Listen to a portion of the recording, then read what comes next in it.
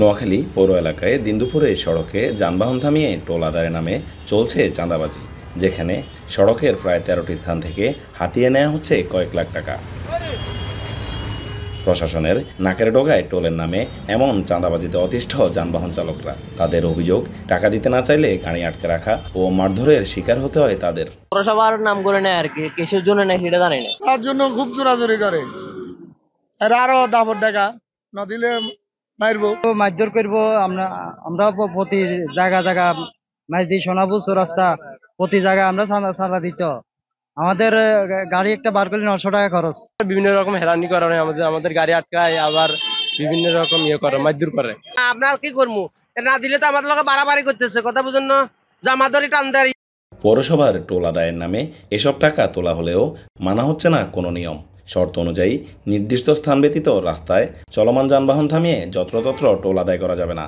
কিন্তু ইজারাদারের লোকজন সেটিকে বৃদ্ধাঙ্গুলি দেখিয়ে নিজেদের খেয়াল খুশি মতো আদায় করছেন টাকা।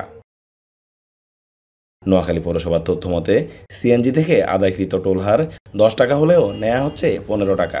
অন্যান্য যানবাহনের ক্ষেত্রেও মানা হচ্ছে না কোনো নিয়ম। পৌরসভার টোল আদায়কারী পরিচয়ে যে পোশাক পরে সড়কে চাঁদাবাজি করা হচ্ছে সেটিরও নেই কোনো অনুমতি।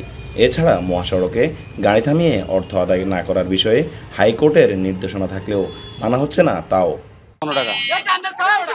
পৌরসভার আদায় টোল নোয়াখালী পৌরসভা থেকে ডাক হয়েছে, জরুরি ইসলাম নীতি। এটা তো স্ট্যান্ড থেকে নেওয়ার জন্য বলছি, আর এখন এটা রাস্তা থেকে আমরা নিই। নোয়াখালী কোনো সিএনজির স্ট্যান্ড নেই, আছে শুধু এই প্রতিটা মোড়ে যেমন সোনাপুরটা আছে, এখানে মাঝিটা আছে, মাঝি কবিরাটটা আছে, কবিরাটে প্রত্যেকটা মোড়ে স্ট্যান্ড আছে।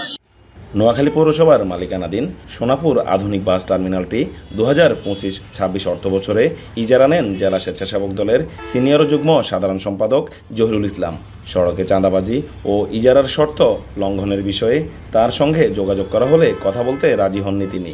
এদিকে সুনির্দিষ্ট প্রমাণ পাওয়া গেলে প্রয়োজনীয় ব্যবস্থা নেওয়ার আশ্বাস পৌর কর্তৃপক্ষের। নির্দেশনা দিয়েছি যে নির্ধারিত স্থান ব্যতীত অন্য কোথাও স্থান থেকে রানিং এর উপরে মহাসড়কে যানজট সৃষ্টিতে কোনো টোল আদায় করতে পারবে। আর নির্ধারিত স্থানের বাইরে যদি টোল আদায় করা হয়, সেখানে আমরা প্রয়োজনীয় পদক্ষেপ নেব। সোনাপুর আধুনিক বাস টার্মিনালটি চলতি বছরের জন্য 23 লাখ টাকায় ইজারা দেয়া হয়। নাসিম শুভ, এখন নোয়াখালী। বিশ্বের সর্বাধুনিক প্রযুক্তিতে প্রস্তুতকৃত Arik silver wash detergent powder 500 গ্রাম মাত্র 70 টাকা। রিমার্ক।